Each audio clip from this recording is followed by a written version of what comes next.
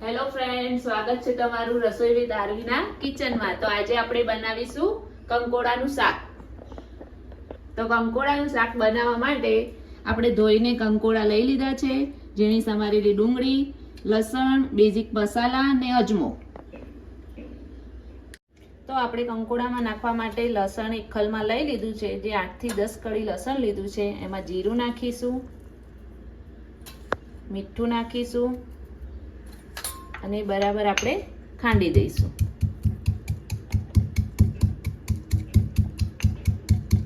તો આપણું લસણ ખંડાઈ ગયું છે, તો એમાં આપણે મરચું,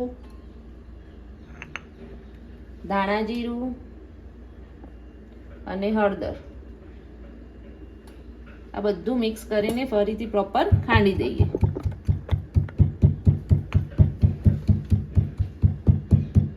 તો આપણા મસાલા બરાબર મિક્સ થઈ ગયા છે, તો એમાં આપણે 1-2 ચમચી જેટલું પાણી નાખીશું। મસાલા ખંડાઈ ગયા છે, તો હવે એક પેનમાં આપણે તેલ લઈ લઈશું।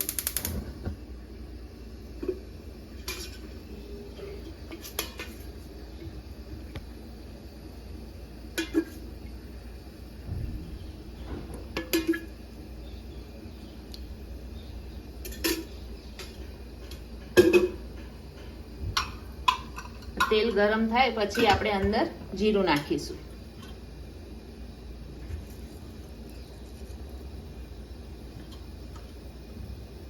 આપણું જીરું લાલ થઈ ગયું છે, હવે અજમો નાખીશું। અજમો નાખ્યા પછી આપણે હિંગ નાખીશું અને હિંગ નાખ્યા પછી આપણે આ ડુંગળી નાખી દઈશું। ડુંગળીની આપણે સ્લાઈસ કરવાની છે અને ડુંગળી થોડી લાલ થાય પછી આપણે જે મસાલો ખાંડ્યો છે એ મસાલો નાખી દઈશું।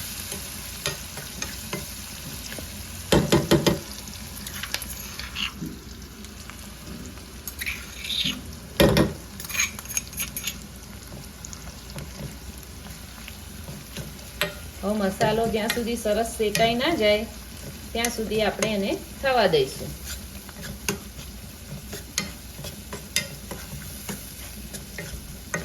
આપણો મસાલો સરસ શેકાઈ ગયો છે, તો હવે આપણે આ કંકોડા નાખી દઈશું।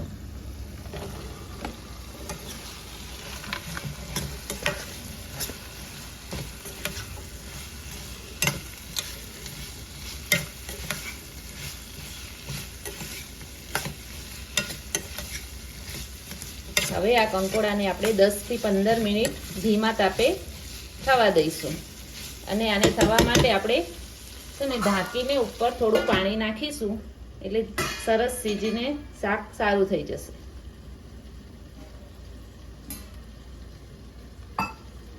તો 15 મિનિટ પછી આપણે મળીએ। તો જોઈ શકો છો તમે, આપણું કંકોડાનું શાક રેડી થઈ ગયું છે। તો હવે આપણે ગેસ બંધ કરી દઈએ અને કંકોડાના શાકને આપણે હવે પ્લેટમાં સર્વ કરી દઈએ।